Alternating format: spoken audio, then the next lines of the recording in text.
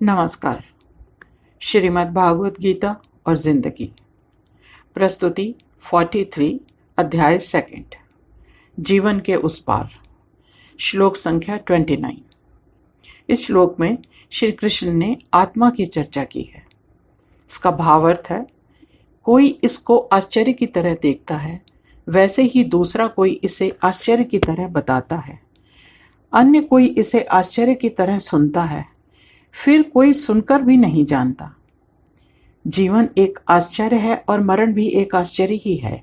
अपने आप में इस जन्म और मरण के बीच की यात्रा, जहाँ एक और बहुत महत्वपूर्ण है, कर्म क्षेत्र है, वहीं यह एक रहस्य भी है। हम इसमें ही जीते, सुख भोगते व कर्म करते हैं, भला भी समझते हैं, बुरा भी समझते हैं, भयभीत भी होते हैं और निर्भय भी, भौतिकता का संचय भी करते हैं, अहंकार भी करते हैं, पर व्यवहार भी करते हैं, संतुष्टि भी प्राप्त होती है, अतृप्ति भी प्राप्त होती है, फिर भी हम नहीं जानते कि हम क्या हैं। यह रहस्यपूर्ण आश्चर्यजनक दुविधा सदा हमारे विचारों में लहरों के समान उठती गिरती रहती है। हम जीवित हैं कैसे, आश्चर्य की बात है, और कब जीवन का अंत होगा नहीं जानते, पर होगा यह जानते हैं। जो हम जानते हैं और नहीं भी जानते, यह रहस्यों की गहरी खाई है।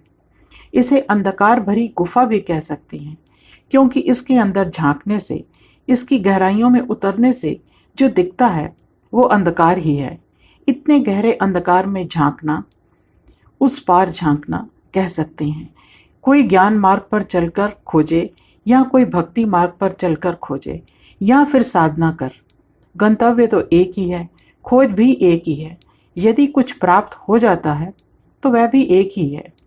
वहां पहुंचकर अंधकार कब उजाले में बदल गया पता ही नहीं चलता, और जो कुछ मिला था वह कब शून्य में बदल गया पता ही नहीं चला।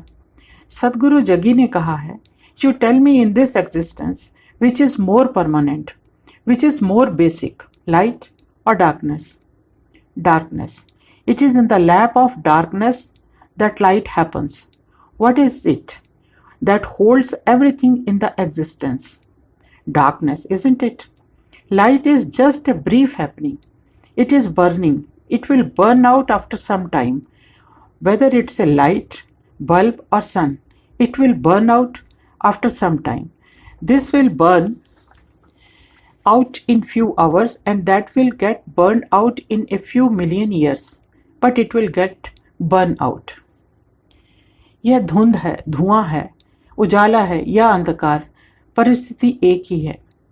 जो मिला वह अनुभूति है, अपने आप में पूर्ण। इसकी व्याख्या नहीं की जा सकती।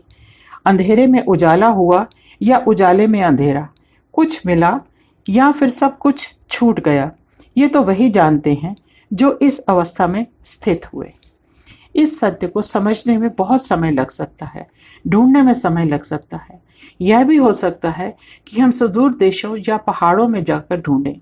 कृष्ण ने अर्जुन को विश्वास दिलाते हुए कहा कि यदि हम अपने ईश्वर पर भरोसा करें तो हम पाएंगे कि सत्य तो हमसे कभी दूर ही ना था।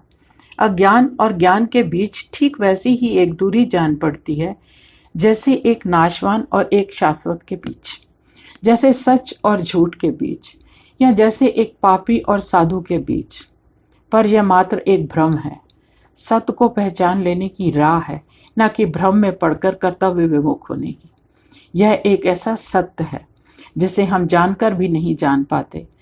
पता है ये कैसा है, पर खोज नहीं पाते। प्रत्यक्ष है पर दृष्टि से ओझल है।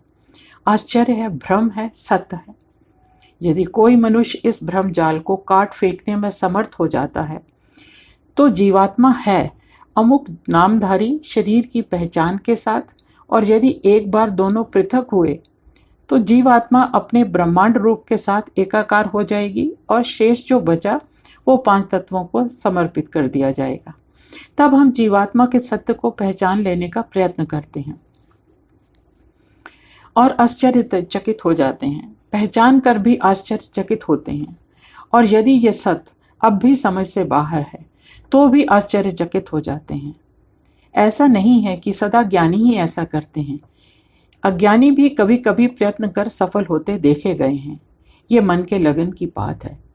इतिहास पर दृष्टि डालें तो हमें ऐसे कई महापुरुष व विदुषी महिलाओं के बारे में जानकारी मिल सकती है जिनका सामान्य ज्ञान जन साधारण से कहीं ऊंचा था, जिनकी अनुभूतियां सामान्य विचारों से कहीं ऊंची थी। ये घटनाएं सबको आश्चर्यचकित कर देने वाली हैं, और ये अनुभूतियां जो व्यक्ति विशेष का निजी अनुभव होती हैं, जो हृदय में अनुभव किया जाता है, जिसकी व्याख्या की जा सकती है, वह अनुभूति नहीं, उससे संबंधित विचार हैं, जिससे दूसरे व्यक्ति अर्थात उसको सुनाने वाले उसके बारे में कल्पना तो कर सकते हैं पर उसका अनुभव प्राप्त नहीं कर सकते। आश्चर्य से कम नहीं है ये अनुभव। पर दूसरी ओर यह भी सच है कि यह जान लेने पर, प्रयत्न करते रहने पर और जिज्ञासा होने पर भी जब किसी मनुष्य, वस्तु या अनुभव की प्राप्ति ना हो तो हम उस प्रयत्न को असंभव कह छोड़ देते हैं, या फिर यह कहकर मन को समझा लेते हैं कि यह तो ईश्वर का वरदान है, सबको प्राप्त नहीं होता। भौतिकता के अहंकार में जीने वाले जीव कभी अपनी पराजय स्वीकार नहीं कर पाते।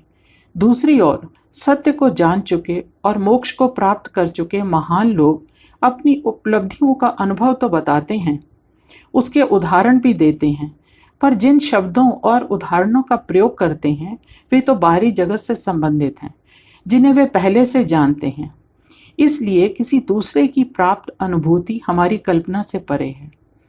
पर सत्य की खोज करते करते हम जब इस बात का ज्ञान हो जाता है कि हम अर्थात जीवात्मा के रूप में सत्य का अर्थात ईश्वर का रूप हैं और उसने कुछ काल के लिए अमुक शरीर को धारण किया है, तो इसके हृदय से जीव, जीवात्मा और आत्मा का भेद मिट जाता है और अमुक मनुष्य के प्रति मोह का बंधन छूट जाता है।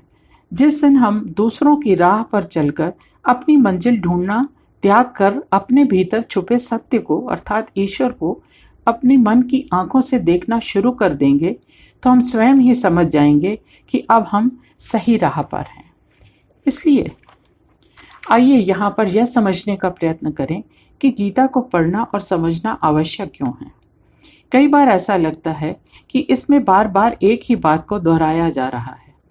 कई बार चर्चा करते समय लोगों द्वारा ऐसा भी कहा सुना गया है कि इसमें ऐसा क्या है जो हमारे लिए समझ लेना आवश्यक है, जिसका पालन कर हमारा उद्धार होगा, मोक्ष मिलेगा। पर जिन लोगों ने गीता के तत्व को जान लिया है, उनका मानना है कि यदि हम अपने जीवन स्तर को ऊंचा उठाना चाहते हैं तो गीता को समझना बहुत आवश्यक है।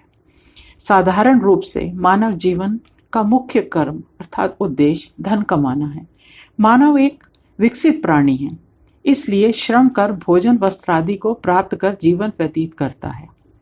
अलग अलग वर्ग के लोग अलग अलग वस्तुओं का निर्माण करते हैं और उपजाते हैं और वस्तुओं का आदान प्रदान कर या उचित मूल्य देकर उन्हें प्राप्त करते हैं और उनका प्रयोग करते हैं।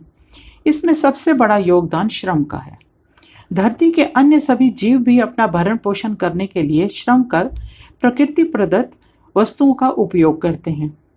कुछ जीव शाकाहारी हैं तो कुछ मांसाहारी। चींटियां और मधुमक्खियां तो भोजन का संचय भी करती हैं, पर फिर भी इस धरती पर मानव जाति को छोड़कर अन्य सभी जीव जंतुओं में तालमेल बना रहता है। जीवनचर्या, दिनचर्या सभी की निर्धारित है। वो जो हैं, जैसे हैं वैसा ही व्यवहार करते हैं। जीने की प्रतिस्पर्धा है, पर कुछ सीमा रेखा के भीतर। कुछ जानवर झुंड बनाकर रहते हैं और कुछ परिवार बनाकर। यह सब कुछ जीवन को सुरक्षित रखने के लिए है, इसलिए हम उन्हें बुद्धिहीन नहीं कह सकते। दूसरी ओर है मानव जाति। वो धरती के किसी भी कोने के वासी हो, अपने स्वामित्व और निजी संग्रह के पीछे लगी रहती है। बस यही वो सोच है जो सारे झगड़े फसाद की जड़ है। पहले खोज की, फिर विकास किया, फिर संचय किया, फिर दंभ किया, फिर मोह किया और इन सब के कारण अहंकार का जन्म हुआ। भौतिक लालसा ही महाभारत जैसे युद्ध का कारण बनी। ऐसे और भी कई उदाहरण इतिहास में मिल जाएंगे जिसमें किसी व्यक्ति विशेष की या समूह विशेष की भौतिक लालसा के चलते भयानक नरसंहार कर दिया। गीता इसी भ्रमजाल से बाहर निकलने की राह दिखाती है। यह जाति पाति ऊंच नीच के भेदभाव को मिटाकर हमें सच का ज्ञान कराती है। हमारे भीतर स्थित ईश्वरीय स्वरूप से हमारा परिचय कराती है, जो हमें देह से, देह के व्यवहार से ऊपर उस सच से परिचित कराती है जो शाश्वत है। श्री कृष्ण ने भी अर्जुन को भौतिकता का त्याग करने को नहीं कहा था। पांडव क्योंकि सदा धर्म की राह पर चलते थे, इसलिए श्री कृष्ण चाहते थे कि अर्जुन युद्ध को लड़ते समय मोहवश कर्तव्य से विमुख न हो, अपितु कुरुक्षेत्र में विजय प्राप्त कर भारत भूखंड पर धर्म की संस्थापना कर मानव जाति का उद्धार करे। हम आगे भी गीता को समझने का प्रयास जारी रखेंगे। नमस्कार। नीरा भसीन।